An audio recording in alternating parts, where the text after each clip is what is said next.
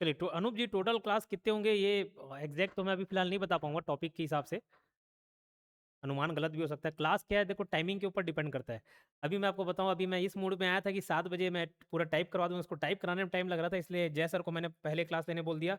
ये बहुत लंबी क्लास हो सकती थी, लेकिन अभी लाइट ऑफ हो गया, सारा जनरेटर इन्वर्टर से चल रहा है, बारिश हो रही है तेज। तो ये मुश्किल से 15-20 मिनट 30 मिनट सपोर्ट करेगा ऐसा मुझे लगता है। ठीक है। तो ये क्लास ऑलरेडी मुझे छोटा लग रहा है, लेकिन नहीं तो मैं सोच के आया था कि ये क्लासिफिकेशन ऑफ ऑडिट को ख़त्म करा दूँ। ठीक है। तो वो टाइमिंग के हिसाब से है। क्लियर है। वीडियो की क्वालिटी ब्लर है, वो उधरी से होगा, सेटिंग्स में आप देखें। और एक मिनट फोकस देखो, 360 में भी ब्लर आ रहा है। फोकस चेक करो।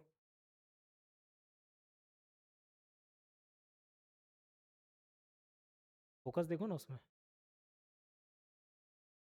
हाँ, OBS स्टूडियो से देखो ना। फोकस तो ऑल ओके। बोला उसको तब्बू को।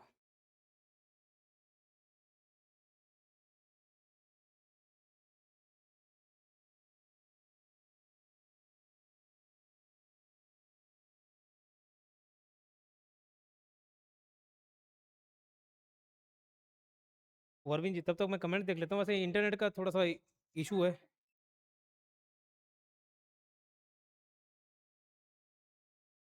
क्वालिटी 360 में भी नहीं दिख रहा क्लियर।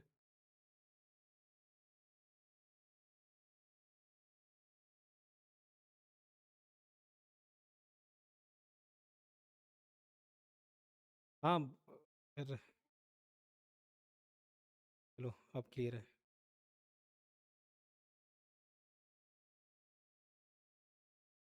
क्या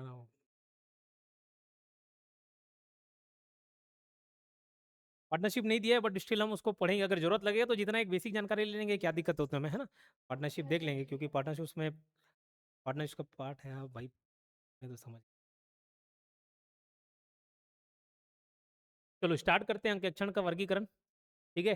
क्लासिफिकेशन ऑफ ऑडिट। आपके सिलेबस में आपने देखा होगा कि types of audit, types of audit में पढ़ाया हूँ। टाइप्स ऑफ ऑडिट कैसे होता है, ये टाइप्स ऑफ ऑडिट में पढ़ाया हुआ हूँ। टाइप्स ऑफ ऑडिट के अंतर्गत क्लासिफिकेशन ऑफ ऑडिट भी आ सकता है सिलेबस में। ठीक है। तो भले वो टाइप ऑफ ऑडिट दे दिया, और टाइप ऑफ ऑडिट मैंने कल खत्म भी करा दिया आधे घंटे में। लेकिन एक और बहुत बड़ा सेगमेंट है जो मुझे लगा कि उसके अंतर्गत पूछा जा सकता है और पूछा जाएगा, वो है क्लासिफिकेशन ऑफ ऑडिट। ठीक है। क्योंकि ऑडिट का हम वर्गीकरण कर सकते हैं। कैसे वर्गीकरण कर सकते हैं, मैं बताता हूँ जनरल सेंस में।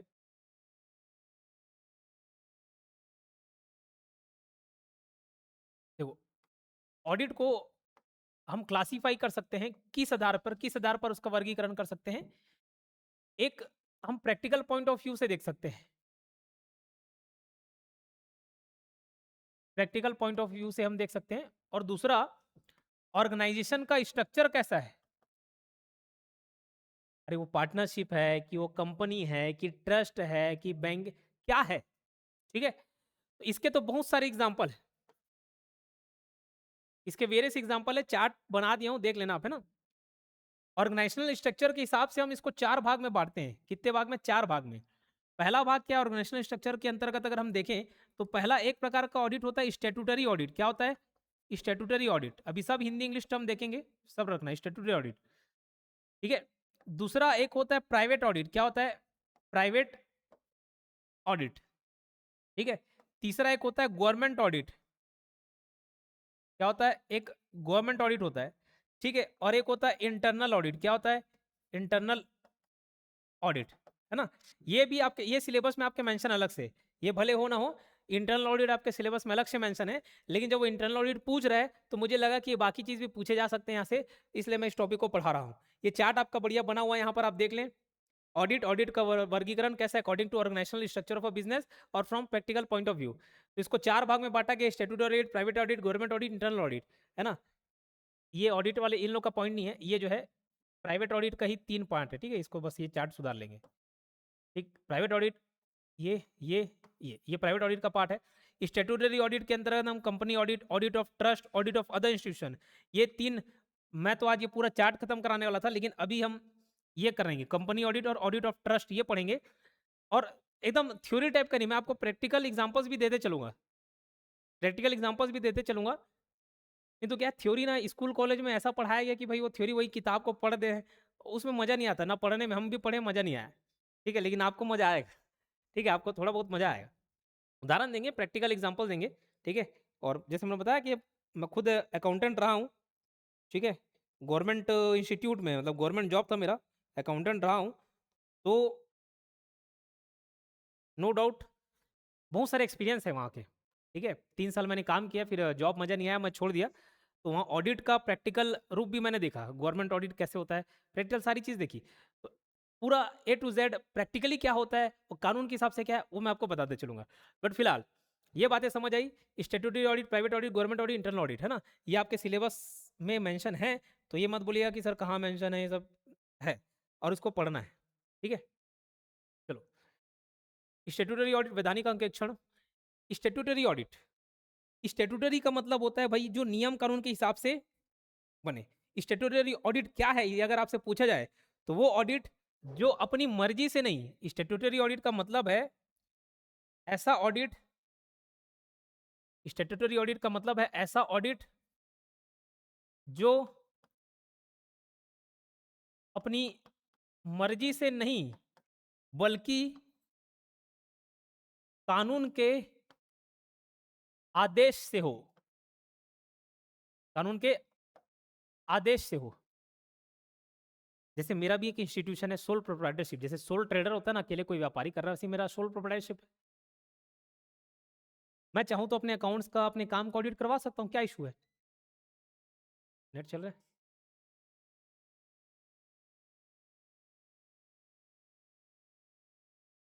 ठीक है। ज़्यादा नहीं, 10-15 मिनट सपोर्ट करेगा जो भी इन्वर्टर सब जो लगा हुआ है, मैं 10-15 मिनट पढ़ाता हूँ आपको। ठीक है, टाइम वेस्ट नहीं हो, मैंने बोला ना हर एक चीज़ काउंट होता है। मैं चाहता तो स्किप कर सकता था, एक मिनट नोटिफिकेशन रहा था कि बिजली नहीं है, लेकिन वो 15 मिनट भी करवा दूंगा ना तो मुझे मालूम है कि लास्ट टाइम में 15 मिनट पहले बजाएंगे। कल भी तबीयत खराब थी, खड़े होने की शक्ति नहीं थी, उसके बावजूद मैंने क्लास लिया।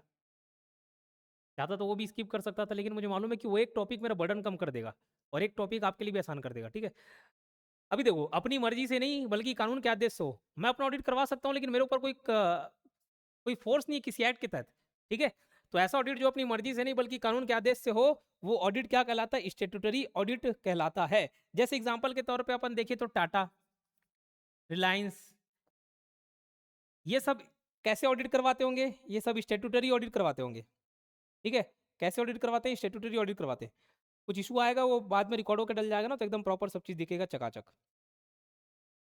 ठीक है, टाटा हो गया, रिलायंस हो गया, कोई बैंकिंग हो गई, या कोई इंश्योरेंस कंपनी है ना, अलग अलग बैंक होते हैं, इंश्योरेंस है, ये सब स्टेट्यूटरी ऑडिट करवाते हैं। क्यों, अरे इसमें भैया पब्लिक का पैसा इन्वॉल्व है, पब्लिक का पैसा इन्वॉल्व है, पब्लिक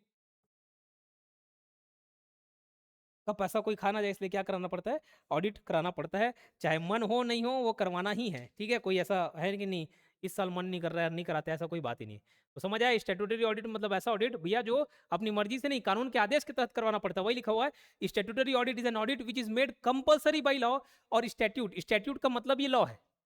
ठीक है, फॉर सर्टेन ऑर्गेनाइजेशन, वैधानिक अंकेक्षण अंकेक्षण है जो कानून द्वारा कुछ संस्थाओं के लिए अनिवार्य किया गया हो। ठीक है, चलिए, कुछ संस्थाएं जैसे कंपनीज हो गई, बैंक हो गया, इंश्योरेंस कंपनी, ट्रस्ट आदि कानून के तहत स्थापित होते हैं, इसलिए उनके अकाउंट्स का ऑडिट भी कानून द्वारा अनिवार्य होता है। यह ऑडिट किसी व्यक्ति की इच्छा से नहीं बल्कि लीगल रिक्वायरमेंट के कारण किया जाता है, लीगल रिक्वायरमेंट करवाना ही होता है, उनको कंपलसरी है। ठीक है, अब इसके कुछ फीचर्स और करेक्टरिस्टिक्स देखते हैं। ठीक, पहला क्या बोल रहा है, कंपलसरी बाई लॉ। ठीक है, कंपलसरी बाई लॉ, कानून के द्वारा अनिवार्य है। मैं पूछूंगा कौन से कानून के द्वारा, अरे बहुत सारे कंपनीज लॉज चल रहे हैं। ठीक है, जैसे companies act 2013, companies act 2013 applicable to specific organisation, applicable to specific organisation मतलब जो इसके तहत भाई कंपनीज एक्ट के तहत या किसी अलग अलग कानून के तहत जिनको स्टेट्यूटरी ऑडिट करवाना है उन्हीं के ऊपर ये लागू होगा। अब यहाँ बाजू में एक पान ठेला है, ठीक है, अभी अभी खोला है बेचारा, वहाँ से कभी कभार चॉकलेट बिस्कुट लेने चले जाता हूँ। अब उसको मैं बोलूँगी नहीं नहीं तुमको ऑडिट करवाना, तो घबरा जाएगा। तो भाई इस पे एप्लीकेबल टू स्पेसिफिक ऑर्गेनाइजेशन मतलब जैसे कंपनीज पर ही लागू होंगे, कोई छोटे मोटे दुकानदार हैं, स्मॉल शॉप्स के ऊपर ये अप्लाई नहीं होगा। ठीक है। कंडक्टेड बाय क्वालिफाइड ऑडिटर, इसके फीचर्स बता रहा हूँ। कंडक्टेड बाय क्वालिफाइड ऑडिटर, ऐसा है कि क्वालिफाइड ऑडिटर मतलब चार्टर्ड अकाउंटेंट, सीए के द्वारा ऑडिट कराया जाएगा। ऐसे नहीं कि किसी भी राह चलते आदमी को बुला दिए, इधर आओ इधर आओ चलो ऑडिट कर, ऐसा नहीं। ठीक है, ये क्वालिफाइड ऑडिटर के द्वारा ही कराया जाएगा, जैसे chartered accountant. Rules and procedure defined by law, rules and procedure, जैसे कंपनीज एक्ट के अंतर्गत, कंपनीज एक्ट के अंतर्गत पूरा ऑडिट प्रोसीजर आपको बताया गया है, पूरा ऑडिट प्रोसीजर आपको बताया गया है, तो उसी के अकॉर्डिंग होता है। ठीक है। और जो नीचे लिखा हुआ ऑडिटर है फिक्स्ड पावर एंड ड्यूटीज, तो अंकेक्षक की शक्ति और कर्तव्य तय होती हैं, ये भी कंपनीज एक्ट में सब लिखा होता है, लॉज में सब लिखा हुआ है। ठीक है, ये भी लॉ ही प्रोवाइड करता है, जो भी पॉइंट्स है, पावर है। ठीक है, क्लियर। अभी बारिश की वजह से थोड़ा नेटवर्क इशू चल रहा है, मैनेज करेंगे, यही चीज बाद में रिकॉर्ड होकर डल जाएगा, तो इशू है नहीं। अब क्या क्या ऑब्जेक्टिव है भाई, क्या स्टेट्यूटरी ऑडिट के क्या ऑब्जेक्टिव्स होंगे, ये इस ऑब्जेक्टिव को पढ़ लेना, बाकी सब में मिलता जुलता रहेगा, एक आध पॉइंट को छोड़ के बाकी सब मिलता जुलता रहेगा। ठीक। To ensure correctness of accounts, खातों की शुद्धता सुनिश्चित करना। बताओ, पब्लिक का पैसा लगा हुआ है, पब्लिक का पैसा लगा हुआ है। ठीक है। अच्छा, एक उदाहरण देता हूँ तो उसे समझ आ जाएगा। कंपनी का उदाहरण छोड़ो, मैं एक अपना एक उदाहरण देता हूँ। ठीक, मान के चलो एक प्लास्टिक वेस्ट जब रहता है ना, तो उसको रिसाइकल करने का एक सिस्टम होता है। ठीक है, जितने भी प्लास्टिक वेस्ट होते हैं ना, जो कचरा वचरा बिन बिन के ले जाते हैं, नहीं तो उसको रिसाइकल होता है। ठीक है। अब एक व्यक्ति ने मुझसे कांटेक्ट किया, उसने क्या बोला कि भैया मैं, एक फैक्ट्री है मेरा। बोले ठीक है, क्या है, क्या दिक्कत आ रहा है उसमें। बोले दिक्कत कुछ नहीं है, दरअसल बहुत प्रॉफिट होता है। मैं बोला अच्छा, कितना प्रॉफिट होता है। बोले हर महीने का मैं 2-3 लाख कमा लेता हूँ। बोले अच्छा, 2-3 लाख कमा लेता हूँ कैसे। तो बोले प्लास्टिक का वेस्ट होता है, उसको रिसाइकल करना होता है, मशीन वशीन से बना के फिर वो बिक जाता है, हाथों हाथ बिक जाता है। बोले ठीक है। फिर बोला अच्छा, हिसाब किताब है तेरा, दिखाया सर। बोला दिखाया, पैसे से भी दिखा दिए। ठीक है, इतना मेरा पैसा आया और इतना खर्चा हुआ उसके। हालांकि वो रफ ऐसी डायरी था, रफ डायरी देख के हाँ लगा यार 2-2.5 लाख रुपए आ रहा है और खर्चा। फिर मैं बोला इतना प्रॉफिट हो रहा है तो फिर मेरे पास क्यों आया। बोला मेरे को पार्टनर की जरूरत है, मैं चाहता हूँ कि आप भी पैसे लगाओ, एक हम नया मशीन खरीदेंगे और दुगना उत्पादन होगा। ठीक। लेकिन बाद में मालूम चला उसने मुझे प्रॉफिट फेक बताया, हालांकि मैं नहीं जुड़ा। मुझे बोला अरे भैया इतना ही तू पैसा कमा रहा है तो लोन लेके कर रहा है। पार्टनर बनाना मतलब भाई प्रॉफिट में हिस्सेदारी देना, उतना प्रॉफिट कमा रहे हो तो उतना लोन मिल जाएगा तुमको। 10-12 लाख के लिए तुम मेरे को पूछ रहे हो तो लोन मिल जाएगा तुमको, इतना प्रॉफिट दिखाओगे तो कहीं कोई कंपनी फेक प्रॉफिट ना दिखा दे। ठीक है, कोई कंपनी फेक प्रॉफिट ना दिखा दे, इसलिए ऑडिट कराना जरूरी होता है। तो इसका एक उद्देश्य होता है to ensure correctness of accounts, खातों की शुद्धता सुनिश्चित करना। To prevent fraud and order, to prevent fraud and errors, और नहीं एरर्स। ठीक है। अरे कोई कैश चोरी हो गई, ऑडिट कराए तो जितना कैश है काउंटिंग में मिलना चाहिए, जांच करने पे सब मालूम चलेगा। तो कोई कैश चोरी हो गई वो सब पता चल जाएगा, कोई भी फ्रॉड कर रहे हैं, धोखाधड़ी कर रहे हैं, वो मालूम चल जाएगा, कोई फेक बिल्स बना रहे हैं, है ना, वो मालूम चल जाएगा। ऑडिट करने से लगभग लगभग चीजें मालूम चल जाती है, बहुत सारी चीज नहीं भी पता चलता है। ठीक है। टू प्रोटेक्ट स्टेक होल्डर, देखो shareholder, stakeholder, stakeholder मतलब जिसका इंटरेस्ट इन्वॉल्व हो, इंटरेस्ट मतलब रुचि वाला नहीं, जिसका पैसा लगा हुआ है वो स्टेक होल्डर समझ लो। Stakeholder, shareholder, public बोल लो, है ना, वो नहीं आए हित धारक। तो भाई उनका पैसा लगा हुआ है, तो उनका पैसा सही जगह यूज हो रहा है कि नहीं हो रहा है, कोई गबन तो नहीं कर दे रहा है, वो सब देखना होता है। ठीक है। टू एंश्योर लीगल कंप्लायंस, कानून का पालन सुनिश्चित करना। कानून बोल रहा है ना, कानून बोल रहा है कि आपको ऑडिट कराना है, ऑडिट कराना मतलब कराना है, तो कंपनी एक्ट के लॉ को फॉलो करना भाई। और बाकी कंपनीज एक्ट के लॉस को फॉलो कर रही कि नहीं कर रही है वो भी चेक करना। तो इसके ऑब्जेक्टिव्स होते हैं। अब इसके एग्जांपल भी हो गए, company audit, trust audit, audit of other institution. Audit of other institution तो एक थोड़ा सा ज्यादा पार्ट है, अपन आज कंपनी ऑडिट और ट्रस्ट ऑडिट पढ़ेंगे। ठीक है, क्लियर।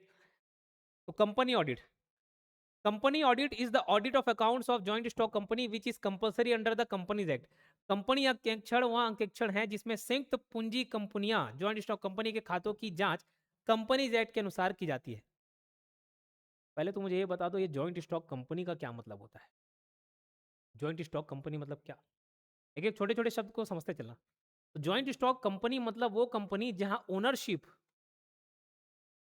ओनरशिप, जैसे मेरा, मैं बताया मेरा सोल प्रोप्राइटरशिप योगेंद्र सौ क्लासेस, इस इंस्टीट्यूशन का सोल ओनर मैं हूँ, अकेला ओनर मैं हूँ, ठीक है। तो मालिक मैं ही हूँ, कर्ता धर्ता मैं ही हूँ, ठीक है।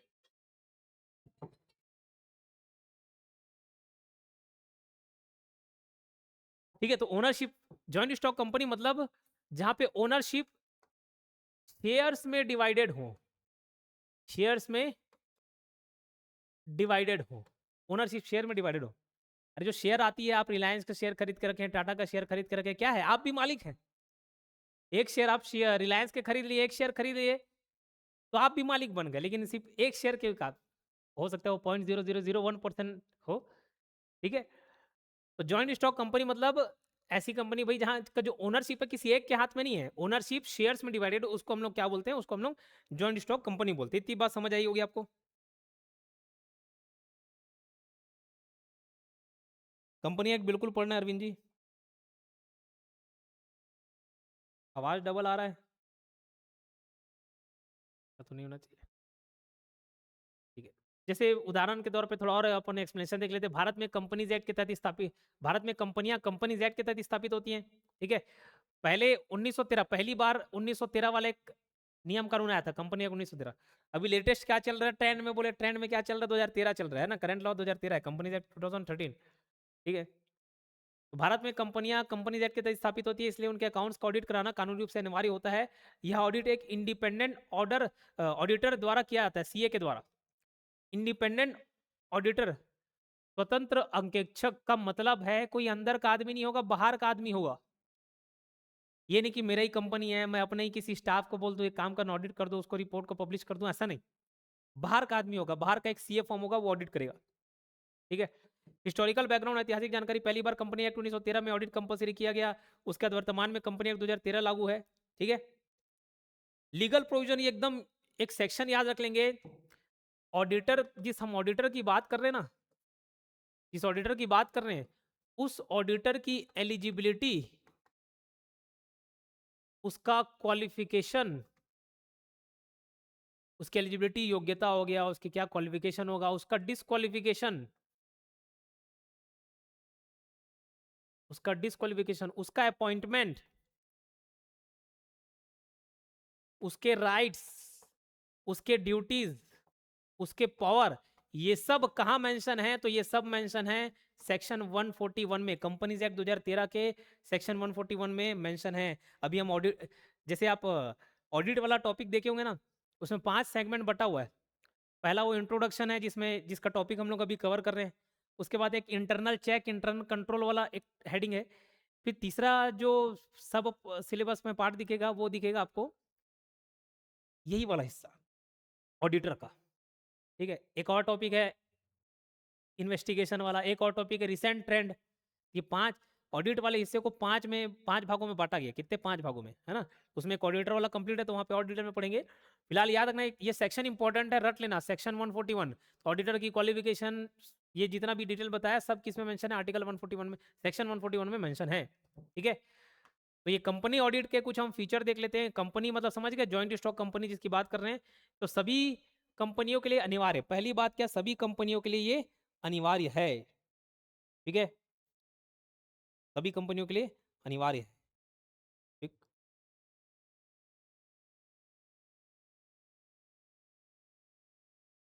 उसको क्लियर करेंगे, धारा को पढ़ाएंगे, याद कराऊंगा मैं ट्रिक के साथ, अभी चिंता मत कीजिए। अभी इस मैनेजमेंट, इस ऑडिट वाले टॉपिक की बात करते हैं।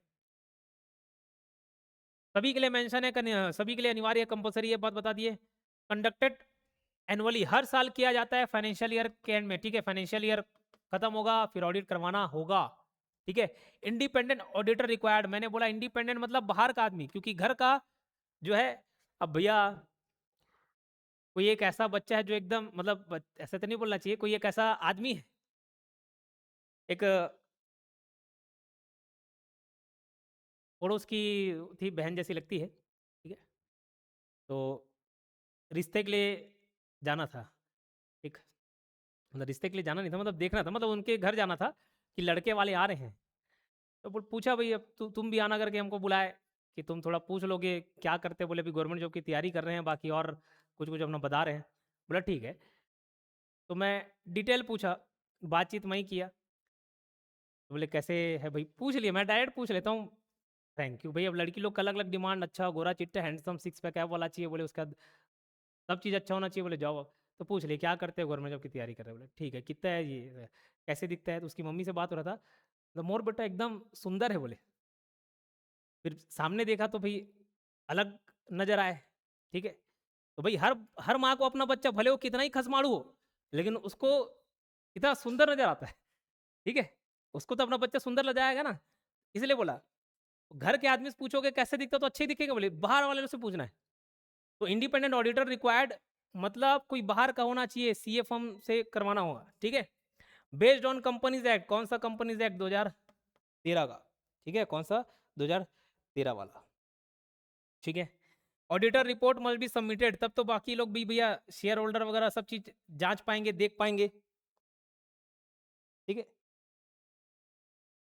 एमसीक्यू से क्वेश्चन आते हैं कि थ्योरी से, मैडम जी एमसीक्यू क्वेश्चन आएंगे, लेकिन पहले आप थ्योरी तो पढ़ें, थ्योरी के पढ़ने के बाद एमसीक्यूज आएंगे। ये एमसीक्यू रेडी किए ना, ये देखो एमसीक्यू रेडी किए हैं, ये पूरा एमसीक्यूज कवर करेंगे हम लोग, ठीक है पूजा मैडम।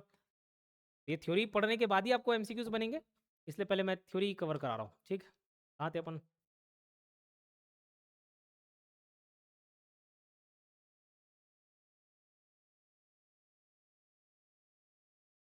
ऑडिटर ये हो गया। Objective to check accuracy of financial statement, वित्तीय विवरण की शुद्धता जांचना।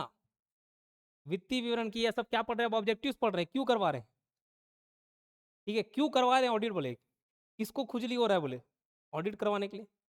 भाई ये ऐसा है कि जो भी फाइनेंशियल स्टेटमेंट बना रहे हैं, जितने भी अकाउंट्स पेश कर रहे हैं हमारे पास, जितने भी बुक, वो सब सही है कि नहीं है, उसको जांच करने के लिए ऑडिट करवाया जाता है, और क्या।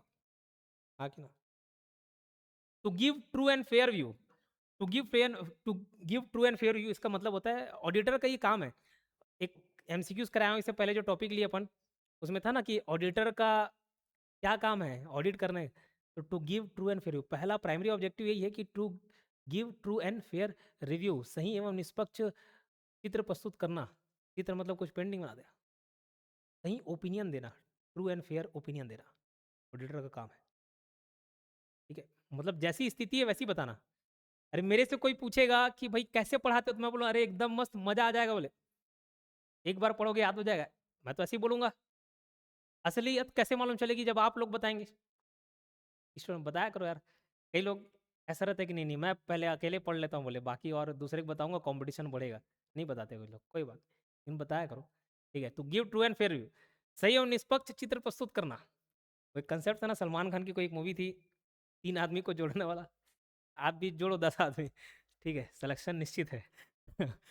To give true and fair view, सही एवं निष्पक्ष चित्र प्रस्तुत करना, ये ऑब्जेक्टिव्स है कि कंपनी का एक्चुअल पोजीशन क्या है वो बताना।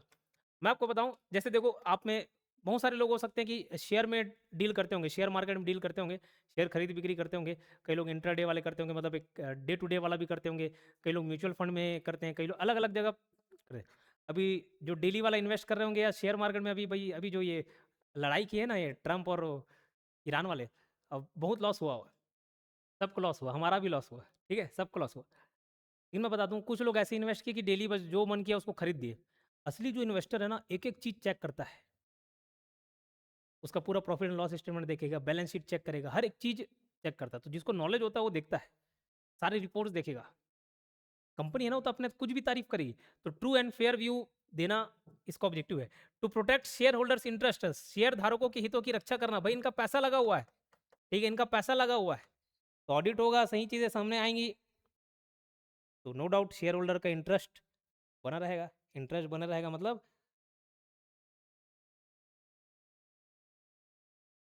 आवाज डबल आ रहा है, बोल रहे क्या इशू है।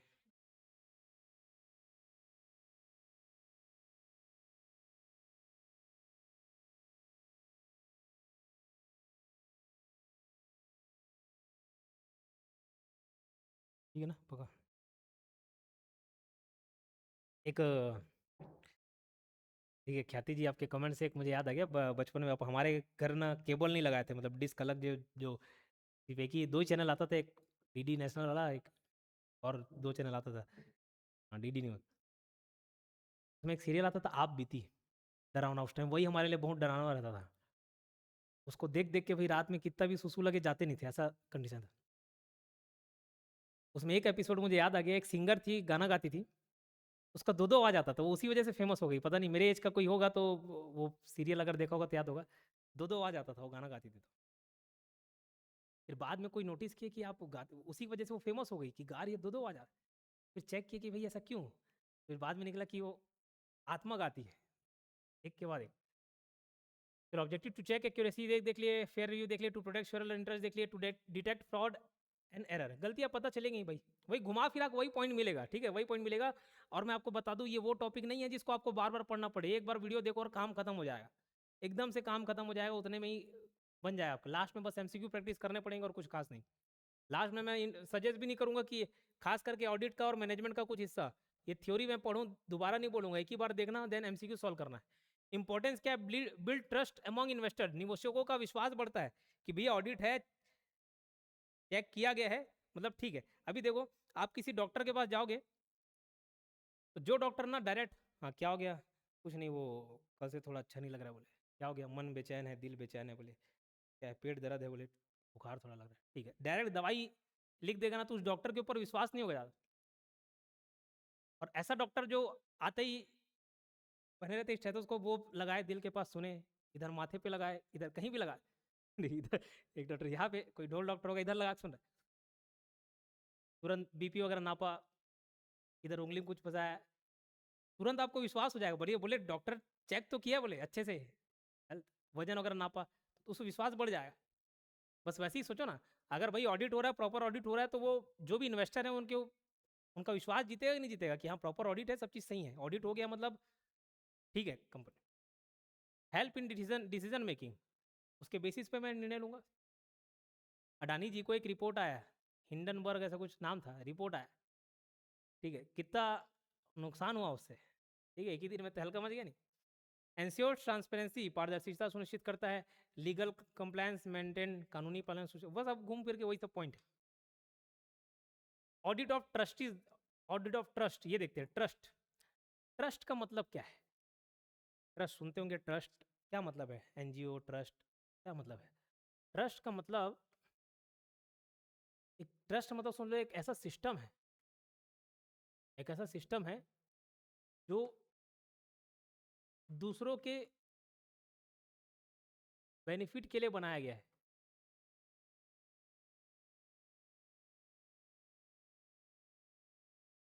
दूसरों के बेनिफिट के लिए बनाया गया, ट्रस्ट मतलब ऐसा सिस्टम जो दूसरों के बेनिफिट के लिए बनाया गया, ठीक है। और आमतौर पे इसमें उन लोगों के लिए जिसके लिए समाज मतलब, और कुछ नहीं ऐसे नहीं बोल सकते, लेकिन जैसे देखो ज़्यादातर आपको ट्रस्ट किसके लिए मिलेंगे, विधवाओं के लिए मिलेंगे, गरीब बच्चों के लिए मिलेंगे, अनाथ बच्चों के लिए मिलेंगे, ये सब क्या बने रहता है, ट्रस्ट बने रहता है, एनजीओ बने रहते हैं, हाँ कि ना। तो ट्रस्ट मतलब ऐसा सिस्टम जो दूसरों के लिए बनाए, दूसरों को हेल्प करने के लिए, ठीक है। तो क्या लिखा हुआ, audit of trust means examination, अब इनका ऑडिट करना, तो क्या कहलाएगा audit of trust means, audit of trust means examination and verification of accounts of trust organisations by an auditor. Trust का अंकेक्षण वह प्रक्रिया है जिसमें ट्रस्ट के खातों की जांच और सत्यापन अंकेक्षक द्वारा किया जाता है। और क्या इसमें कुछ जाने लो बात है, इंटरेस्ट क्या होता है ये मैं बता दिया, ठीक है।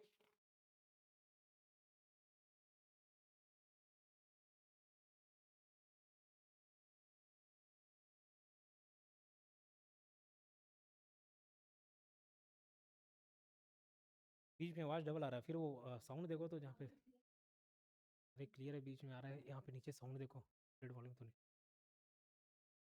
कर दिया, इधर नीचे कितना था पहले।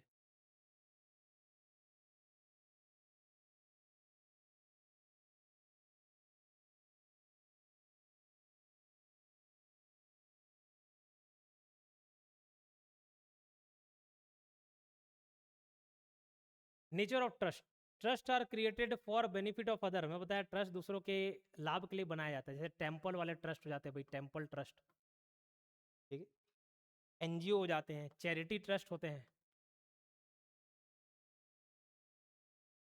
चैरिटी ट्रस्ट, ठीक।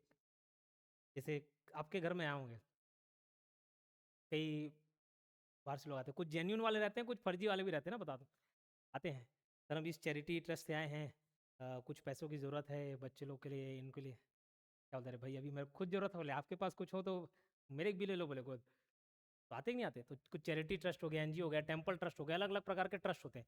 तो ये किसके खुद के बेनिफिट के लिए नहीं बनाया है, खुद के बेनिफिट के लिए नहीं बनाया गया है। ठीक है, कोई उसका एक मालिक नहीं है कि उसी के पास पूंजी रहेगी उसके बाद उसके बच्चे को फिर ट्रस्ट को जो संभालता है वो कौन कहलाता है, ट्रस्टीज कहलाते हैं। इसमें लोग जुड़ते हैं। तो ट्रस्ट दूसरों के लाभ के लिए बनाए जाते हैं, mainly for weak and helpless person, जैसे विधवा हो गए, अनाथ हो गए, गरीब हो गए, इन लोगों के लिए। और मैनेज्ड बाय ट्रस्टीज, मैं बोला इसको किसके द्वारा चलाया जाता है, ट्रस्टीज के द्वारा। तो ट्रस्टीज के प्रबंधन के लिए जिम्मेदार होते हैं। एक नॉवल पढ़े हो क्या, रिवॉल्यूशन 2020, बहुत प्यारा नॉवल है। मतलब वाकई में जैसे बोला था ना कि किताब पढ़ के कोई कैसे रो सकता है, तो लव स्टोरी है। लेकिन मुझे याद है पहला, मतलब ऐसे ऐसे टाइप के novels, बाकी मैं ऐसे किताबें पढ़ता हूँ, अलग अलग किताबें पढ़ता हूँ। पहला जो लव स्टोरी वाला नॉवल पढ़ा वो चेतन भगत का रिवॉल्यूशन 2020। उसमें जब वो राघव नाम रहता है शायद, वो बुलाता है, आरती की शादी दूसरे से हो जाती है, तो अपने मैनेजर को कॉल करके बुलाता है, इधर आओ बोले, मेरे को ले जाओ यहाँ से और मेरे को इतना बिजी रखो कि मेरे को किसी की याद नहीं आए बोले। वहाँ पे जो उसका दर्द है वाकई में आंसू टपक गया, आंसू आ गया। ठीक, वो अगर देखे होगे तो उसमें जो विधायक रहता है तो वो ट्रस्टी के रूप में काम करता है, वो कॉलेज खोल के दिया रहता है, कॉलेज बना के दिया रहता है उसमें, तो वो ट्रस्टी रहता है उसका। तो मैनेज बाई ट्रस्टीज। लेकिन क्या वो ब्लैक को व्हाइट मनी करने का, कन्वर्ट करने का एक तरीका था उसके लिहाज में, वही मिसयूज होता है और कुछ नहीं। ठीक है, इसलिए पता है manage by trustees. Role of trustee, trustee लोगों का क्या काम है, manage property and fund, manage property and fund.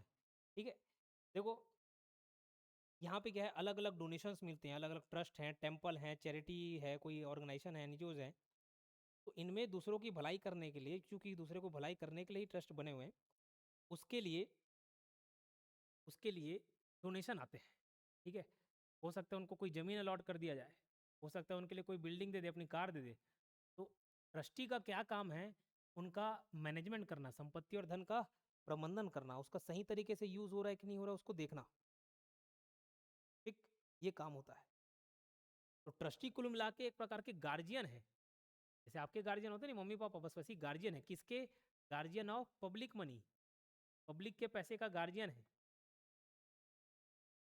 Clear? ठीक, तो ध्यान रखना ये पूरा और यही ट्रस्टी मैनेज करेंगे, है ना। मैनेज करना मतलब भाई पैसे कहाँ यूज़ कर रहे हैं, नहीं कर रहे हैं, ट्रस्टी लोग का ही काम रहता है, पैसे कहाँ इन्वेस्ट करना है, नहीं करना है। ठीक है, नीड ऑफ ऑडिट, ये इसकी ट्रस्ट ऑडिट की क्या जरूरत पड़ेगी, possibility of misuse of fund, possibility of misuse of fund, मैंने बताया ना वो रिवॉल्यूशन 2020 में विधायक का पैसा भाई किस में काम आ गया, कॉलेज बन गया। ठीक है, misuse of fund, possibility of misuse of fund, जैसे देखो 10 लाख रुपए का, 10 लाख रुपए का खर्चा दिखा दिया एक्सपेंस, है ना, लेकिन एक्चुअल में कोई प्रोडक्ट था 5 लाख रुपए का, उसको खर्चा कितना दिखा दिया, 10 लाख, तो मिसयूज हो गया कि नहीं हो गया, मिसयूज हो गया। जितने भी सरकारी संस्था में जाओ आप देखो, हम ही काम किए हैं हर जगह, एक वो स्थिति देखते हैं, कभी कभार ऐसा देखने को मिल जाता है, ऑडिट में पकड़ाता है तो बता रहा हूँ, मेरी ऑफिस वाले आ जाएंगे, तुम कैसे अंदर की बात खोल, जितने भी संस्थान है देखना, सरकारी संस्था में कोई एक प्लास्टिक का चेयर आएगा ना, वो चेयर 400 रुपये का होगा, लेकिन उसकी कीमत दिखेगी 4,000। प्रिंटर बिगड़ गया, बोले प्रिंटर नया नया आया था बिगड़ गया, उसका खर्चा बोले 2,000 3,000, नहीं है फिर भी जबरन, तो क्या फेक बिल बना रहे, पास करवा रहे हैं, कौन उसको कौन देखने आ रहा है, कोई ऑडिटर को मालूम क्या, ऑडिटर एक साल मान के चलो, एक साल बाद आ रहा है चेक करने के लिए, वो देखा बिल देखा, प्रिंटर 10 बार खराब हुआ, प्रिंटर को 10 बार बनाया, देखने आया, देखेगा क्या वो कैसे खराब हुआ, क्या हुआ, नहीं हो पाया। तो कुछ चीज़ें ड्रॉबैक भी है ना, तो ऐसे मिस यूज ना हो। 10 लाख का सामान खरीद दिए, लेकिन था वो एक्चुअल 5 लाख रुपए का, 5 लाख रुपए दबा दिए, तो ये मिस यूज हो सकता है। लैक ऑफ प्रॉपर अकाउंटिंग, सही लेखांकन का भाव, उसको मैनेज ही ना करें। ठीक, तो ये भी हो सकता है। मिसलीडिंग अकाउंट, मिसलीडिंग अकाउंट मतलब कुछ फेक अकाउंट दिखा दिए, है ना, फेक अकाउंट दिखा दिए, फेक एक्सपेंस दिखा दिए। रामू को देना है पैसे, रामू को किस बात के पैसे दिए नहीं मालूम, रामू खुद को नहीं मालूम, रामू के नाम से वसूली निकल गया, रामू को मालूम ही नहीं कि भाई मेरे को कब पैसे मिल गए। ठीक है, ऑब्जेक्टिव क्या है, टू चेक करेक्टनेस, वही घूम फिर के पॉइंट आएगा, to check correctness of accounts, खातों की शुद्धता जांचना, to ensure proper utilisation of fund, धन का सही उपयोग सुनिश्चित करना, to prevent fraud and misappropriation, to protect beneficiaries, ये सब पॉइंट ऑलरेडी मैं कवर किया वो। ठीक है, क्या क्या ऑब्जेक्टिव्स है बोला, खातों की शुद्धता जांच करना, टू करेक्टनेस ऑफ अकाउंट्स, कोई पैसा है भाई, मेरे को कोई 20 लाख रुपए डोनेशन दिया, मैं ट्रस्ट चला रहा हूँ, ट्रस्टी हूँ, 20 लाख रुपए डोनेशन दिया, लिखा ही नहीं उसको, एंट्रीज नहीं किया। पैसा कहाँ डलवाना, नहीं इस अकाउंट में मत डालो, ये मेरा पर्सनल वाला अकाउंट है उसमें डालना, एंट्रीज नहीं किए हो, वो मालूम चल जाएगा ऑडिट करेंगे तो।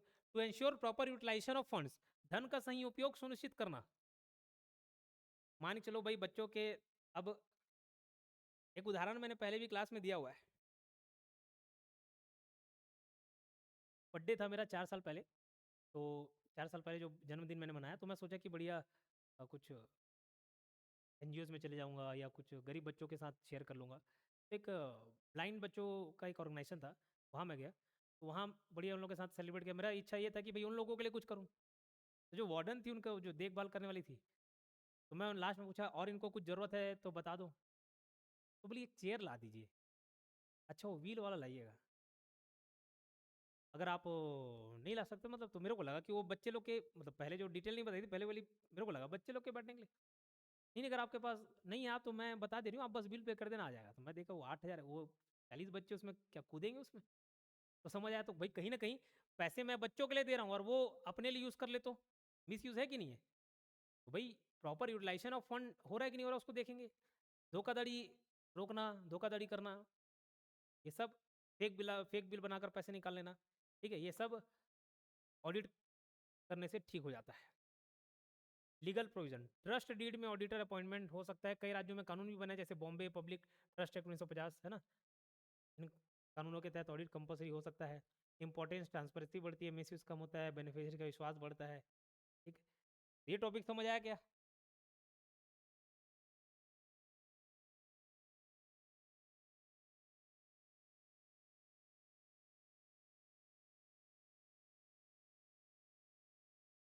ये लॉस के हिसाब से, ये देखो जैसे अलग अलग एक्ट बने हो सकते हैं, बॉम्बे पब्लिक ट्रस्ट एक्ट 1950, ठीक।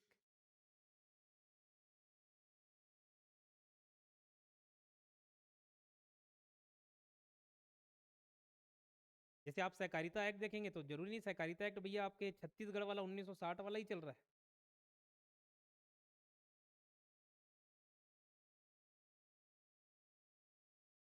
एक अलग से multi state cooperative society act भी है 2002 का। सेंट्रल कोऑपरेटिव सोसाइटी एक्ट 1912 वाला भी चल रहा है। और स्टेट के लिए अलग अलग स्पेसिफिक एक्ट भी हो सकते हैं, एमपी के लिए अलग हो सकता है, छत्तीसगढ़ के लिए अलग है। छत्तीसगढ़ के लिए 1960 वाला सहकारिता एक्ट है। हमको क्या पढ़ना है, हमको सहकारिता एक्ट 1960 वाला पढ़ना है, ठीक। तो ये ऑडिट ऑफ अदर इंस्टीट्यूशन, ये हम लोग कल क्लास ले लेंगे, बोला आज का बैकअप ज़्यादा नहीं है, इलेक्ट्रिसिटी बैकअप। तो आज की क्लास में यहीं समाप्त करते हैं, कल थ्योरी पढ़ेंगे, देन एमसीक्यू भी कवर कर लेंगे। रिकॉर्डिंग रिकॉर्डिंग ऑफ करना। कुछ इशू, कुछ डाउट हो तो मुझे